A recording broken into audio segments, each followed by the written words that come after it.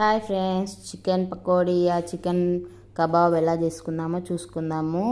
So chicken తీసుకొని అందులో సరిపడా కారం, ఉప్పు, అల్లం వెల్లుల్లి పేస్ట్, ఒక 2 స్పూన్స్ శనగపిండి, ఒక ఎగ్ పగలగొట్టి అయితే వేసుకున్నాను. అలాగే కొంచెం మసాలా వేసి బాగా అయితే కలుపుకున్నాను. పిండి, ఉప్పు, కారం అన్నీ కూడా పీసెస్కి పట్టేలాగా మంచిగా కలుపుకొని కాసేపు ఫ్రిడ్జ్లో అయితే పెట్టుకోవాలి. ఒక 1 అవర్ ఉంటే పర్లేదండి. సో తర్వాత అయితే స్టవ్ మీద కడాయి పెట్టుకొని ఆయిల్ వేసేసుకొని ఆయిల్ బాగా వేడెక్కాక ఒక్కొక్క పీస్ అందులో అయితే వేసేసుకుంటున్నాను డీప్ ఫ్రై చేసుకోవడానికి. చూడండి, ప్లీజ్ మన ఛానల్ అయితే సబ్స్క్రైబ్ చేసుకోండి. మన ఛానల్ నేమ్ వచ్చేసి హరిణి రిహాన్ 2023. సో ఇవైతే మంచిగా గోల్డెన్ కలర్ వచ్చేంత వరకు మీడియం ఫ్లేమ్లో పెట్టి కాల్చుకుంటే సరిపోతుంది. Kebab ready. బాయ్.